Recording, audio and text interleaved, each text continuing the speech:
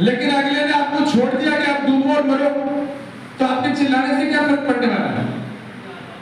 तब एक स्थिति रहती है कि आपको एक्शन करना है। हाथ पांव हिलाओगे तो शायद डूबते डूबते तैरना सीख जाओगे, किनारे आ जाओगे। पर आखिरी बात आती है एक्शन की।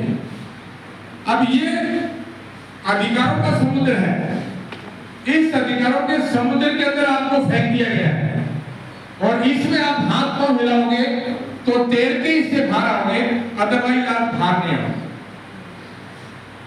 और बाहर आने का अब जो आज की जो मीटिंग है हमारी, वो एक ही मीटिंग है कि हमें किस प्रकार के एक्शन करने हैं जिसकी वजह से सरकार के काम की घंटियां बजे। आपने कल ही आज साहिब पेपर में आप लोगों ने पढ़ लिया होगा कि सबसे पहले लाल सिंह साहब, क्या थोड़ा सा मैं इससे जोड़ता हूं इस मोमेंट से।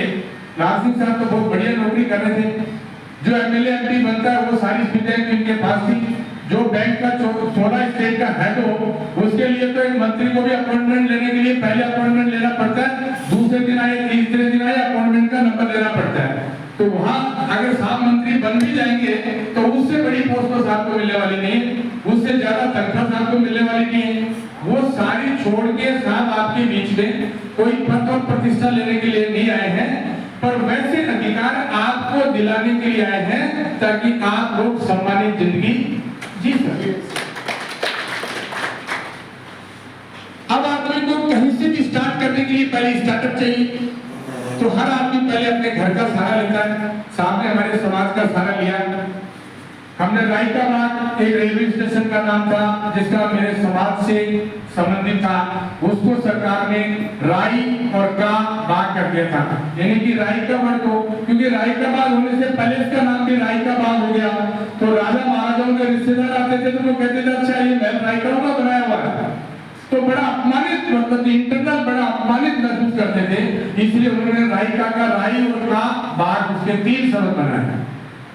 100 सालों से 150 सालों से ऐसा चलता है, पर इतिहास हमारे साथ था, साथ से हमारे पास था। हमने समाज के लोगों को सम्मिलित किया, हमारी पीड़ा समाज के अन्य लोगों के पास ले गए। सब लोगों ने, सब रिपोर्ट ने बताया कि हमारी बात सही है। और आखिर में केंद्र सरकार, राजस्थान सरकार को छोड़ो, केंद्र सरकार को भी हमारे आंदोलन के आगे झुकना पड़ा और उसको रेक्टिफाई किया, रायकाबाग में। उससे समाज में एकता आई। एकता आने के बाद में अब हमें तो हमारी उड़ान तो बहुत आगे की थी, हमने सोचा अब क्या करें। फिर हमने जो हमारे समाज से संबंधित जो लोग थे, जो पशुपालन का काम कर रहे थे, ऐसे अनेक समाज जैसे गुर्जर है, बंजारा है, नायका है, जिनकी लाइफ स्टाइल पशुधन पे आधारित थी, हमने उनको एकत्रित करने का कोशिश किया। तो हमने एक राष्ट्रीय पशुपालक संघ बनाया। वो संघ बनाने के बाद में हम उनके आभार करें कि भाई अगर हम भारत के नागरिक हैं तो देश आजाद होने से पहले जमीन और जंगल 2 हमारे संसाधन थे। जमीन के किसान का, जंगल के अंदर पशु आधारित जीवन जो समाज थे वो जंगल में, किसान से किराया लगान के रूप में लिया जाता था। जंगल के अंदर जो जाते रहते थे उसमें पशु चराई के नाम से लगा लिया जाता। पर 1980 यानी कि 26 ये और 20 वो 40 साल से भारत का कोई भी किसान जमीन का लगान नहीं देता है। हम तो ज्यादातर भूमि ही नहीं, इसलिए हमें पता नहीं है।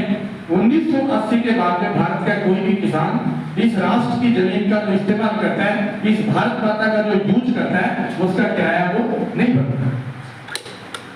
और हम जो लोग हैं आज भी जंगल के अंदर पशुधन चराई का लगान आज भी भर रहे हैं, जो अंग्रेजों के टाइम से लागू हुआ। तो हमारे साथ भी अन्याय है कि हमने ये आवाज उठाया, हमने उन सब पशुपालकों को एकत्रित किया और राष्ट्रीय पशुपालक संघ बना करके अनेकों समाज को हमारे साथ में जोड़े। वो समाज आने के बाद तो उसमें हमें एक और क्लू मिला कि भाई सरकार ने जो वर्ग बना रखे हैं उसमें एक डीएनटी वर्ग है और हम लोग उस डीएनटी वर्ग के हिस्सा हैं और उसमें 50 समाज हैं जो हमारी तरह से वो पीड़ित हैं। फिर हमने एक चेतना डीएनटी समाजों में जगाने की शुरुआत की, जो समाज के अध्यक्ष थे किसान जी बैठे, इनको लिमिटेड लोगों को हमने बुलाया, उनको समझाया कि भाई ये पीड़ा जो है किसी की चादर बिछाने से, किसी के झंडे उठाने से, किसी की जय बोलने से कभी हमारा उद्धार होने वाला नहीं है। जब तक हम संगठित होकर लड़ेंगे नहीं, हमें अधिकार नहीं मिलेगा। धीरे धीरे डीएमटी समाजों में जागृति आई, लेकिन अब ये जागृति सिर्फ उनके जो आदेश और कुछ जागरूक लोग हैं उन तक है। आखिरी छोर के ऊपर खड़ा हुआ मेरा भाई है, उसको नहीं पता है कि लड़ाई किस चीज की है और हम क्यों लड़ रहे हैं। तो मैं आप लोगों से ये निवेदन कर रहा हूँ कि कम से कम आखिरी छोर पे खड़े हुए आदमी को ये पता होना चाहिए कि हम क्यों लड़ रहे हैं। हम मंत्री, एमएलए, बोर्ड सोर्ड ये कुछ नहीं है। हमारे लिए सबसे अभिशाप है ये बोर्ड। कोई कला बोर्ड, कोई फलाना बोर्ड, ये योग्य आदमी को अयोग्य चेयर के ऊपर बैठाने के समान है। चला जिसमें कोई बजट नहीं, जिसके पास जिसका कोई ऑफिस नहीं, जिसका कोई लेना नहीं, जिसका देना नहीं, वो बन के क्या करेंगे। हमारी मांग है कि जब तक हमारा डीएमटी का मंत्रालय नहीं बन जाए तब तक हम इनका पीछा छोड़ने वाले नहीं। अगर हमारा डीएमटी का मंत्रालय बनेगा तो हमारा एक निश्चित बजट आएगा जो इंटायरली हम लोगों के ऊपर खर्च होगा। तो इस तरह के जो हम अपनी अनेक मांगे, जो 10 मांगे जो आपने जो मांग पत्र में रखी हुई है, ऐसी मांगों का जिसके अंदर हमारे पट्टे हैं, जैसे आप घरों खड्डे में घर है, जमीन है, जंगलों में रहने का अधिकार नहीं, सारी 10 मांगे उनके अंदर इंक्लूड है। उनको लेकर के हमने डीएमटी के अंदर एक चेतना जागृत की और मैं शायद ये समझता हूँ कि अभी ये एकदम चरम सीमा पे है। लेकिन ये तो प्रजातंत्र है। इस प्रजातंत्र के अंदर जिसके हाथ ज्यादा, जिसके सर ज्यादा, लड़ाई तो तभी जीती जाती है। फिर हमने महसूस किया कि भाई हम डीएमटी के कोई ओबीसी में है, कोई एससी में है, कोई एसटी में है, तो उन वर्गों के अंदर भी बहुत से लोग पीड़ित हैं, क्योंकि आरक्षण का जो मौजूदा स्वरूप है वो सबको लाभकारी नहीं है। इन्होंने जो तालाब बनाए उन तालाब पे राशन खा खा के कुछ मगरमच्छ हो गए और कुछ मछलियां हो गई। तो जो राशन पानी डालते हैं उस तालाब का सारा राशन मगरमच्छ खा जाते हैं, मछलियों को नहीं।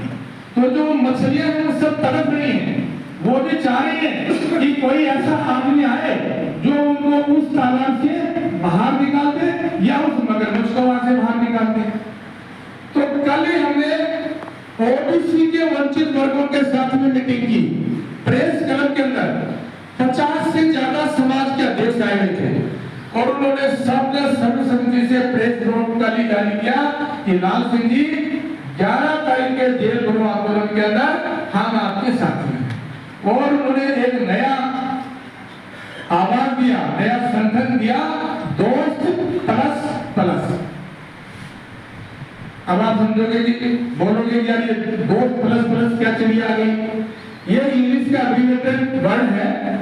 दोस्त के अंदर डी का बोलो तो अपनी डीएमटी जिसके अपन है, ओ का बोलो तो उसमें वंचित ओबीसी, जो छोटी मछलियां ओबीसी के तालाब में तड़प रही है, मगरमच्छ राशन उनका खा रहा है, वो सारी मछलियां। एस का मतलब एससी और एसटी की तरफ रही मछलियां, जिनका सारा राशन मगरमच्छ खा रहे हैं पर मछलियां तरफ रही है, वो सब हमारे साथ आने के लिए तैयार है। और टी का मतलब है ट्राइब, वो 81 जातियां हैं, 81 जातियां। आप इमेजिन करो 52 जातियां आपकी, जिसके अंदर 24 अपने निकाल लो, 81 में से 91 में से निकालो 70 हो। इतना समाज अगर हमारे साथ है तो देश की 52% तो हम ही होंगे। हमें ये कैलकुलेशन पे आना पड़ेगा और ये कैलकुलेशन को ग्राउंड पे उतारना पड़ेगा। ये सरकारें ऐसे नहीं मानेंगी, ये एक्शन से मांगेंगे। ये एक्शन जब आपका ईवीएम मशीन के ऊपर जाएगा, इसकी गिनती सरकार कह रही है कि आपकी गिनती नहीं गिनी जाएगी, क्योंकि अगर डीएमटी की गिनती करेंगे तो एक सीजीआई साहब ने हाल ही में अखबार में आपने न्यूज पढ़ी